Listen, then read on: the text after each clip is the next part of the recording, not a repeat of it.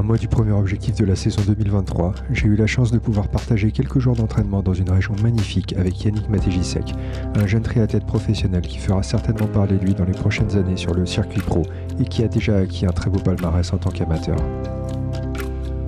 Gérone est une ville située au pied des Pyrénées espagnoles, dans la région de Catalogne, et est logée à une distance assez proche de la frontière française, de la côte méditerranéenne et de la très belle ville de Barcelone, et offre un cadre parfait pour l'organisation d'un training camp.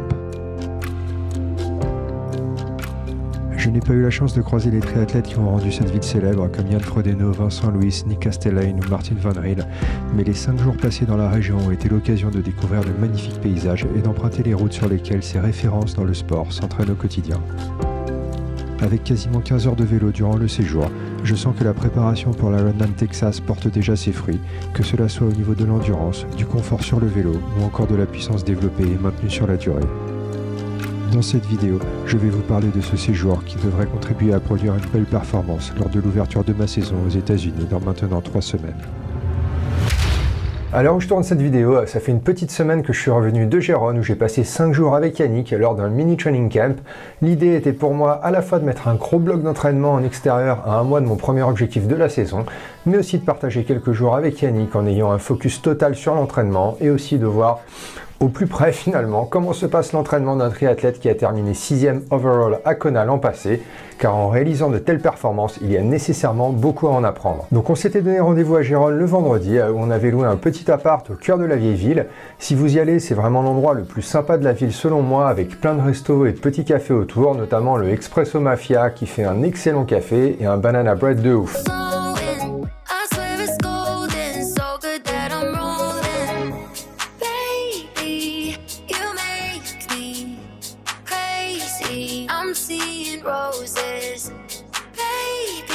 Mes petits conseils, essayez de trouver quelque chose qui soit peut-être un petit peu plus excentré afin d'éviter de vous prendre les pavés à chaque sortie et de revivre un segment du Paris-Roubaix sur votre CLM. Donc tous les jours, c'était réveil à 7h30 pour un départ vers 8h30 et vu les journées bien chargées qu'on avait, ça aurait été vraiment difficile de faire autrement.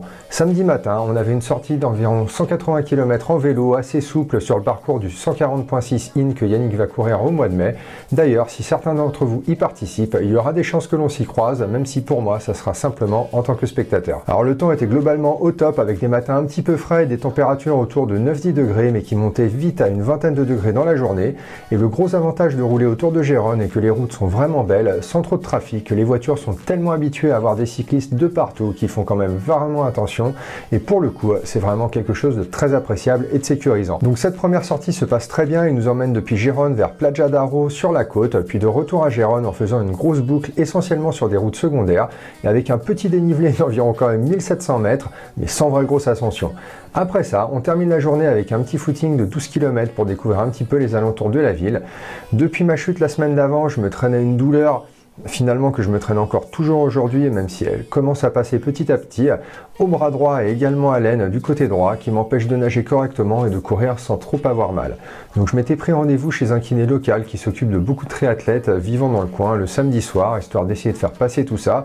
Au final, ça s'arrange plutôt bien au niveau du bras, mais visiblement le biceps a quand même pris pas mal durant la chute, mais la douleur de l'aine, quant à elle, a du mal à partir. Dimanche matin, on part pour une session de 2h30 à vélo avec 6 x 10 minutes aux alentours de 300 watts pour moi. Super météo, tout se passe bien, mais 3 minutes après le début du premier intervalle, on se mange un énorme trou sur la route qui fait éclater mon pneu et qu'Yannick arrive à éviter de justesse en perdant juste les bidons.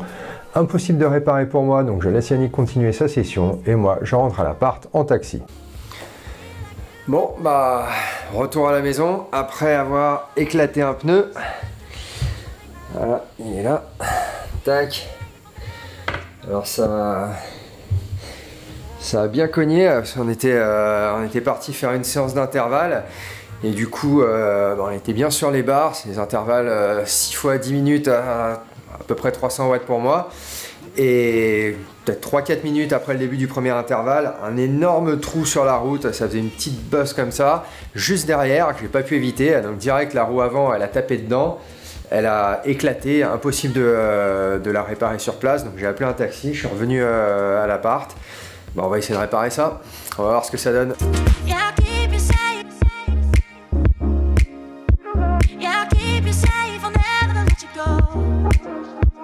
When you're Au final, j'abandonne la session de 16 km en course à pied de l'après-midi et je préfère partir pour refaire la session vélo du matin qui se passe plutôt bien et me permet de faire une autre boucle pour découvrir une autre partie de la région. Après ça, on va faire quelques images juste au nord de Gérone, au bord du lac de Bagnols, où on retournera d'ailleurs le lendemain. On termine la journée dans une crêperie assez sympa, histoire de refaire le plein vu l'énorme journée qui nous attend le lendemain. Et en effet, le lundi, la journée commence avec une grosse session de course à pied de 35 km, avec 10 km d'échauffement tranquille, puis 2 fois 10 km tempo progressif.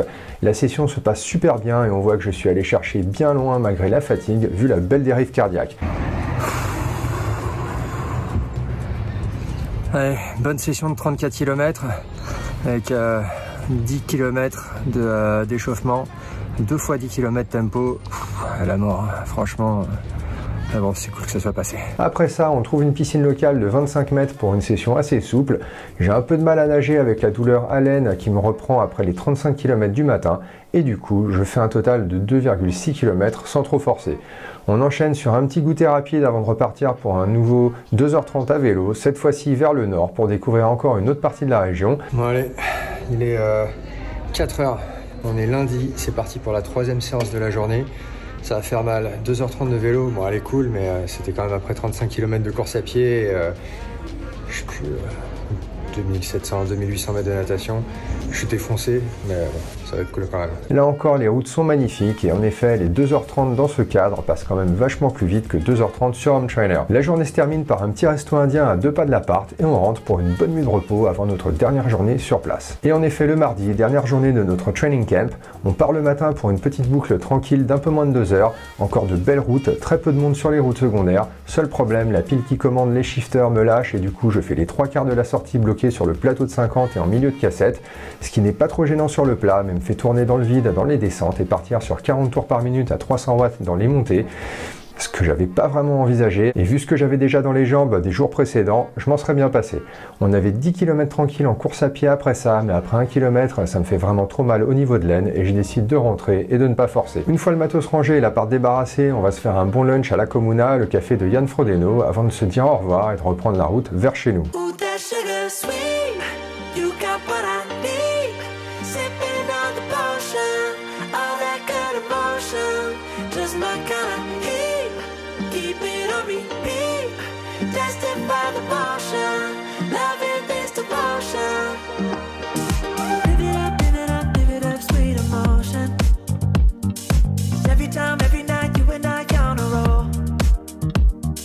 Donc au final, super expérience qui me met bien en confiance à un mois de l'Ironman Texas. Je pense que les efforts fournis ces derniers mois commencent à donner des résultats, même si naturellement on n'est qu'au début d'un long process et qu'il faudra encore de longs mois de travail pour atteindre le niveau de performance que je souhaite.